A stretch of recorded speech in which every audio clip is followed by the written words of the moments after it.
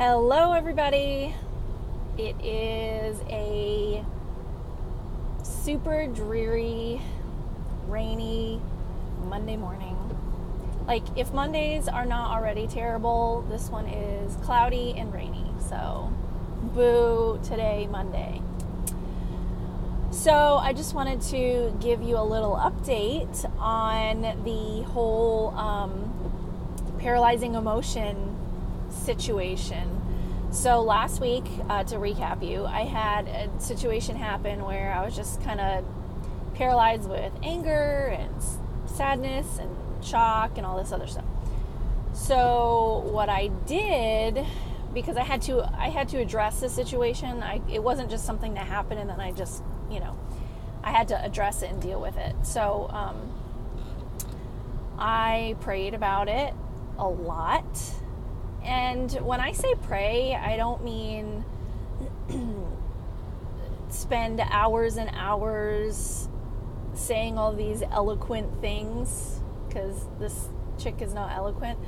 It was just, God, how do I deal with this? God, give me wisdom on how to deal with this. Give me peace for when I deal with this. It was just very short things that I felt like I should ask for.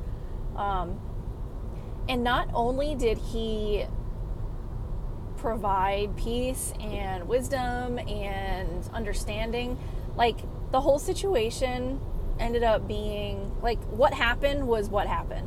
But how I dealt with it and how it was, how the whole situation, I don't want to give anything away. So the whole situation was really great. Growth, there was growth there. There was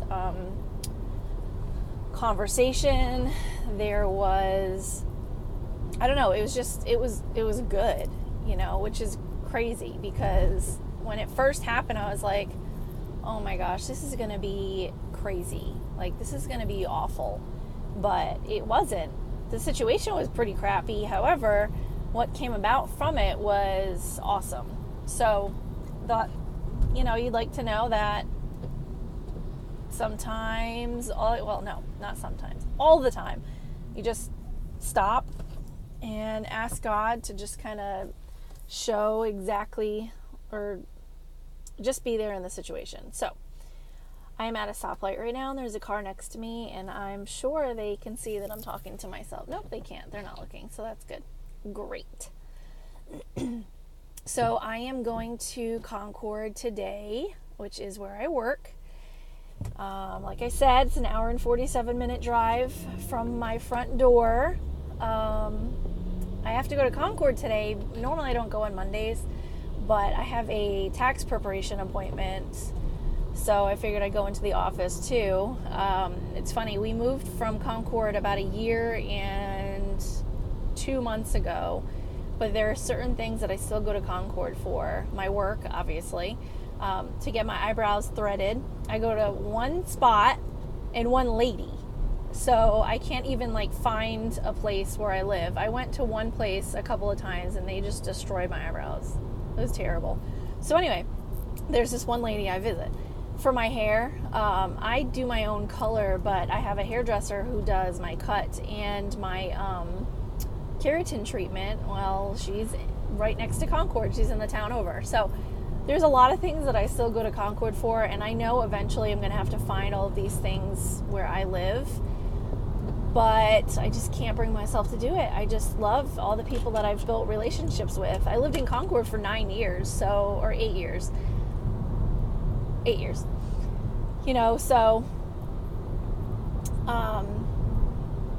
Anyway, what else? Oh my gosh. Okay, guys. So I went to an AMC movie theater on yesterday with the kids. My husband's out of town. So we decided to go see The Maze Runner, The Death Cure, which was awesome. But I was a waitress for years and years. Sorry for the bumps. Sorry. That's just the way it is. I was a waitress for years. So I am very sensitive to the plights of being a server and all of that stuff. it's not an easy job, and honestly, it's a really thankless job most of the time because people just don't use common sense on how they treat wait staff. But anyway, that's a whole nother story. So we went to the AMC movie theater where you dine in, which I had never been there before. My husband went there with the kids when they saw Star Wars, but I didn't go because I don't do Star Wars. I've never seen one of them. Shh, don't hate me. So we get there, and long story short, it took my oldest daughter an hour and a half and 5 inquiries to get her milkshake. It took me it took my other daughter 3 inquiries to get a refill on her soda. It took me 3 inquiries, and I never got my refill. My oldest paid for her milkshake in cash, and it was $9 and change. Not only did it take an hour and a half, but they kept her change. Like, I get it. Most people are probably just going to leave it because that's, a tip and then additional. But you don't just assume and take somebody's 81 cents. That's right. I remember it was 81 cents was supposed to be the change. That may seem like I'm being petty, but when you're a server, you never, ever, ever assume. That's the worst thing you can do, is assume that any money that's extra is for you. You always give it back unless they tell you to keep it. So that was just really frustrating. And those seem kind of like little things, but when you're trying to watch a movie and you're just like focused on, okay, where is my drink? And I hit the button. Oh my gosh.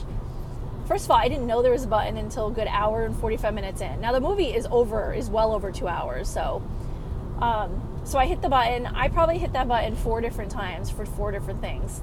3 times or twice for my daughter's milkshake. Once for my drink. Once for my daughter's drink. And then when they told me why our order was messed up, it was because they put us in another theater. Okay. How about when I ask you where my club soda refill is, you just go get it instead of trying to put it in your little machine? Or the first time I asked for it, you didn't even put it in the machine. I don't understand. And I'm so kind to servers. I am, because I've been there. But I was so frustrated. So then I went to the customer service.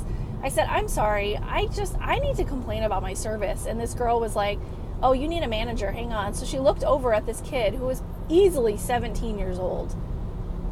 I don't understand that, but okay. So I'm telling him what's going on, and he's like, oh, that's weird. And then he tried to give me $1 from his pocket for my daughter's change. I'm like, I don't want that. That's not what, I was so uncomfortable because I don't complain about service, ever.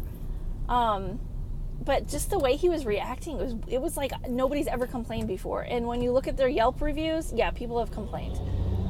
So I just walked away. The guy just kept saying, well, that's weird. And I don't remember if he said he was sorry or not. I can't say he didn't say it because I just don't remember.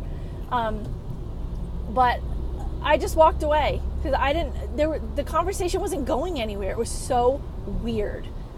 It was just so weird. So then I walked away, and we had to wait until my daughter used the bathroom. So then we finally left, and I called my husband and I told him about it. He's like, you need to go on Yelp and you need to leave a review. So I did, but in doing that, I saw that other people have complained that their food or drinks or whatever take forever. So I was like, I wish I would have saved my $30 for the small amount of drinks and stuff that we got and just got dinner after.